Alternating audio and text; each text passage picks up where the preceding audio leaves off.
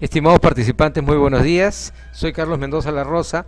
Dentro del programa Gerencia Pública, en esta oportunidad vamos a trabajar el tema orden del gasto público.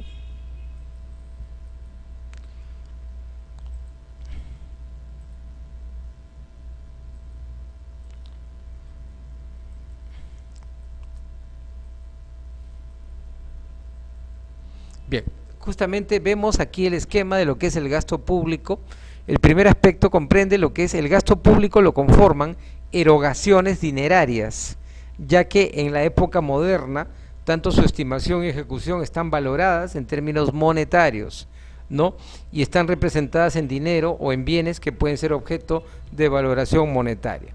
Como su nombre lo indica, el gasto público es, podríamos llamarlo una inversión social. Es lo que invierte el Estado para satisfacer necesidades. Pues es una erogación dineraria. O sea, es, ¿no?, lo que el Estado entrega en dinero, ¿no? Es un desprendimiento, una transferencia de dinero para que todos, o mejor dicho, las necesidades proyectadas queden satisfechas, ¿no?, y se ejecuten, ¿no? Por eso se habla de erogación dineraria. Todo lo que podríamos llamar la ejecución está valorado en términos monetarios y están representados en dinero o en bienes. El dinero sigue siendo un elemento infaltable, es un ticket de entrada al consumo y al mercado.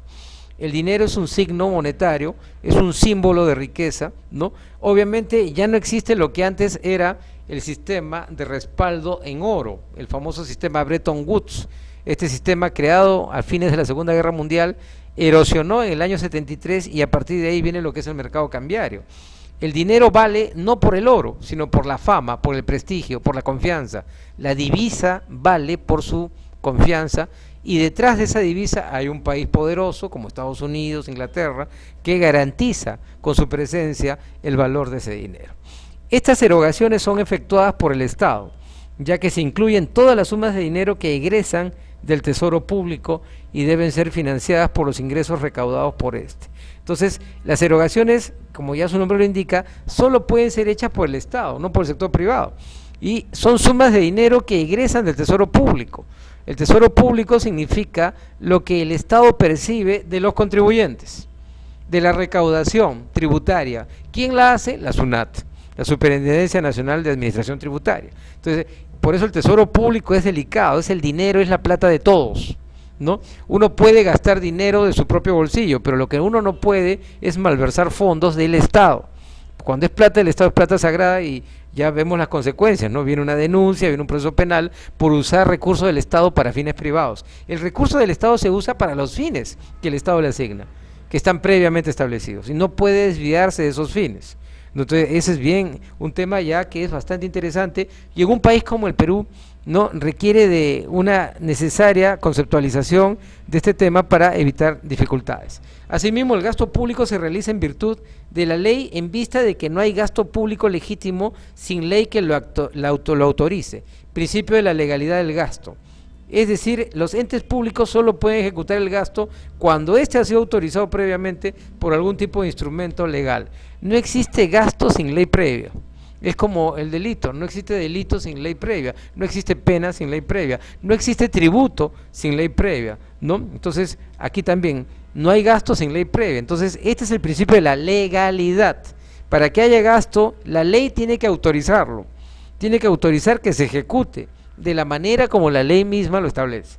Finalmente, es un gasto que se realiza para cumplir los fines del Estado, consistente en la satisfacción de las necesidades de la colectividad, ya que esta es la finalidad principal que se le ha otorgado a la actividad financiera pública. Con respecto a esta finalidad, hay que señalar que no siempre todas las erogaciones del Tesoro Público responden a la satisfacción de necesidades y por ello no dejan de ser catalogadas como gasto público, ¿no? Lo normal es que el Estado, justamente al hacer estas erogaciones, el objetivo de ellas es satisfacer las necesidades de la colectividad. Aquí hablamos de educación, estamos hablando de salud, estamos hablando de empleo, estamos hablando de seguridad, todo lo que la gente necesita y los peruanos urgentemente requieren, ¿no? Entonces, por eso se habla de gasto público, es para satisfacer esto.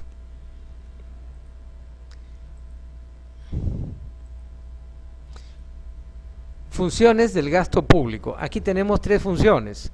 la función social, que es la red redistributiva, la función económica reguladora y la función administrativa. La primera función, la función social o redistributiva. Al intentar la mejora de las condiciones de vida de la población de menores ingresos, financiando esta función con los recursos que recauda de los sectores de la población que percibe la mayor porción de la renta nacional. Por eso se le llama social. Redistributiva, ¿por qué? Porque el Estado tiene que entregar riqueza a la población. La palabra riqueza no significa lujos, acá significa que las necesidades sí o sí tienen que verse satisfechas. Si el Estado no cumple con esas necesidades, con satisfacer esas necesidades, hay una deuda que tiene el Estado con su población. Así de simple, ¿no? Entonces, por ese motivo, ¿no? Estamos hablando de que los recursos que recaudan los sectores de la población se percibe de que, así como yo pago mis impuestos, entonces el Estado debe darme la posibilidad de que pueda vivir en condiciones adecuadas, ¿no? Que tenga salud, que tenga educación, que tenga las posibilidades de llevar a cabo una vida y con seguridad. Función económica o reguladora. Es necesario señalar que existen erogaciones que persiguen la finalidad de regular o incentivar la actividad económica de un sector o de todo un país. Por ejemplo, la entrega de subsidios a ciertas empresas que aún no alcanzan un nivel aceptable de competitividad en los mercados nacionales e internacionales. Puede estimular la producción de determinados bienes y servicios con los consiguientes efectos sobre los niveles de empleo. Este suele ocurrir con frecuencia en el sector agrícola, ¿no?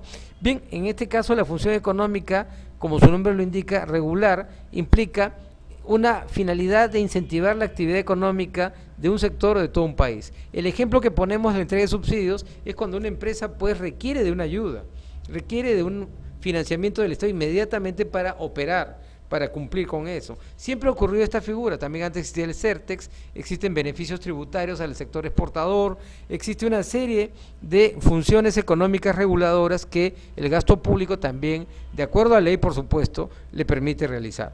Función administrativa.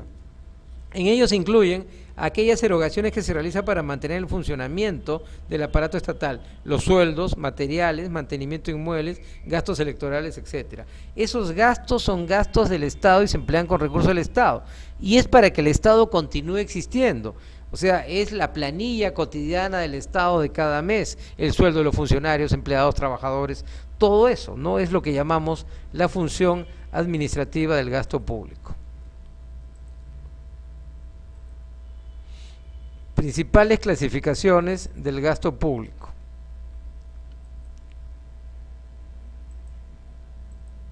Bien, la clasificación financiera y la clasificación económica son las dos principales. Veamos la primera, clasificación financiera, gastos ordinarios y gastos extraordinarios. Aquí se agrupan los diferentes tipos de gasto de acuerdo a su periodicidad y continuidad, o de acuerdo a la posibilidad de previsión de los mismos por parte del Estado. Así, los gastos ordinarios son aquellos que suelen repetirse periodo tras periodo y aparecen planificados y estimados en los presupuestos anuales. Es lo que siempre el Estado gasta, como su nombre lo indica, ¿no? Es un gasto ordinario, permanente, repetitivo. La planilla de educación, la planilla de salud, todos esos gastos son justamente ordinarios. Hay gastos extraordinarios también, ¿qué son? Los gastos extraordinarios surgen por situaciones irregulares, no previstas en la planificación normal de las actividades gubernamentales, como por ejemplo las catástrofes. Aquí entra todo, terremotos, maremotos, huaicos, sequías, fenómeno del Niño, etcétera. O sea, todo aquello que no esté previsto, pero que puede ocurrir, y cuando ocurre, genera una necesidad que hay que satisfacer. ¿Cómo se satisface? Con gastos extraordinarios, con una partida especial para que esos gastos estén cargados a la cuenta del Estado y se puedan ejecutar como tal. Clasificación económica, gastos corrientes, gastos de capital, servicio de la deuda pública. Este criterio considera el efecto del gasto sobre la infraestructura física del país, ¿no? y sobre la formación de capital nacional. Como son gastos corrientes, son permanentes, gastos de capital implica justamente un criterio diferente para su clasificación. Veamos ahora los límites del gasto público, ¿no? Todo tiene su límite, el gasto público también. El problema de establecer límites al gasto público es más político que económico. No se puede dar fórmulas rígidas de limitación estableciendo, por ejemplo, determinada proporción de gasto en relación a la renta nacional, un 20, 30 o 40%. Tanto es así que puede darse el caso de que los gastos públicos signifiquen el 100% de la renta, lo cual quiere decir que se trata de un Estado socialista que dirige la actividad económica. Bueno, eso de Estado socialista, yo diría más que nada implica un Estado con una economía estatista o planificada. No, la palabra socialista es muy debatible, ¿no? O un régimen marxista, como otros le llaman, ¿no? Antes se llamaba democracia popular. Cuando eso ocurre es porque el Estado supuestamente asume la obligación de dar salud, educación y trabajo a todos, pero no da buenos sueldos, ¿no? Como en el caso de otros países, como en el caso de Cuba, ¿no? Sueldo de un médico $20 al mes, ¿no? Esa es la verdad, ¿no? Pero se entiende que ese médico tiene salud, tiene educación, tiene comida, ¿no? Pero no es igual, pues eso no incentiva a una mayor competencia a las personas, ¿no? Los autores modernos sostienen que los gastos públicos pueden llegar hasta aquel límite en que la ventaja social de ello se compensa con los inconvenientes de las amputaciones, hechas al ingreso de los particulares. Se ha elaborado un concepto que se llama el de la utilidad social máxima, y que puede enunciarse aproximadamente así: el Estado deberá ampliar su gasto hasta el nivel que la ventaja social de un aumento de los gastos o erogaciones se vea compensada por el inconveniente social de un aumento correspondiente de las exacciones públicas. Este concepto, utilidad social máxima, es muy importante porque es la búsqueda de un equilibrio entre lo que uno le entrega al Estado a través de los recursos tributarios, podríamos llamarle así, y lo que el Estado le da a uno, ¿no? Lo que podríamos llamarle, ¿no? Lo que el Estado le devuelve a uno, le redistribuye a uno, ¿no? O sea, yo pago mis tributos, doy plata al Estado, ¿no?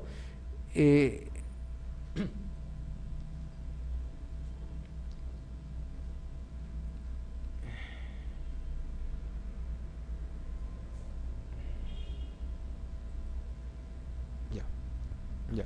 Yo pago mis tributos, le doy plata al Estado, pero también el Estado me puede devolver eso mediante un subsidio.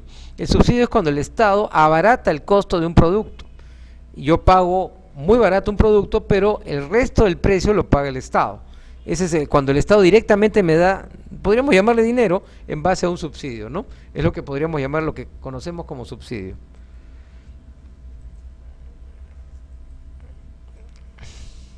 Comparación de los gastos públicos con los privados. Importante este aspecto de la comparación. Veamos ahora los niveles de comparación que hay. Hay 5. En primer lugar, hay 5 niveles. En primer lugar, la diferencia más importante consiste en que el sujeto del gasto público es el Estado, mientras que el particular lo es del gasto privado. Esto es fundamental porque el Estado es perpetuo y el individuo perecedero. De ahí que los gastos del primero estén en relación tanto con el presente como con el porvenir, contrariamente a lo que sucede con el particular, que al realizar sus gastos tiene en cuenta la limitación de su existencia. Claro está que también aquí pueden entrar las empresas, ¿no? Y las empresas pueden también tener una duración indeterminada, pueden disolverse y liquidarse de un momento a otro, como también pueden tener larga duración, ¿no? El individuo sí, obviamente tiene una vida limitada, una vida mortal, ¿no? Y durante esa vida, obviamente, tiene ingresos, efectúa gastos, pero el Estado sí tiene una permanencia en el tiempo, podríamos llamarle perpetua, ¿no? Porque en el caso del Estado peruano es una continuidad y es una presencia histórica de él. Segundo lugar, mientras el individuo satisface mediante sus gastos sus intereses particulares, el Estado persigue, o por lo menos idealmente, fines de interés general al efectuar sus gastos. De allí que los beneficios colectivos resultantes de los gastos públicos son en gran medida inmateriales y no valuables monetariamente. Por ejemplo, los gastos en defensa exterior u orden interno, mientras que los gastos privados persiguen finalidades materiales y generalmente lucrativas, por ejemplo, adquisición de bienes para consumo e inversión. Entonces, importante esta comparación entre un gasto del Estado y un gasto particular. El gasto del Estado no se puede valorar, es invaluable porque se disuelve a la sociedad, se integra a la economía ciudadana, podríamos llamarle así. En cambio, el gasto privado sí. Tercer lugar, se advierte que el Estado gasta con recursos que en su mayor parte provienen de la coacción, mientras que los individuos carecen de ese instrumento como forma legal de procurarse ingresos. La coacción implica que si el Estado obtiene ingresos por los tributos, el tributo es obligatorio. ¿Qué pasa si no pago un tributo? Tengo una deuda tributaria. ¿Qué pasa si no pago esa deuda?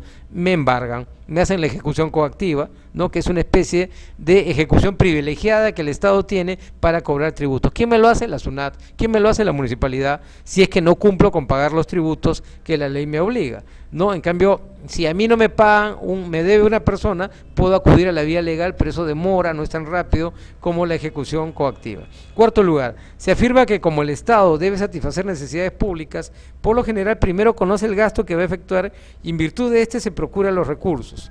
El particular, al contrario, adecua sus gastos a los ingresos con que cuenta, ¿no? Esta diferencia es interesante, ¿no?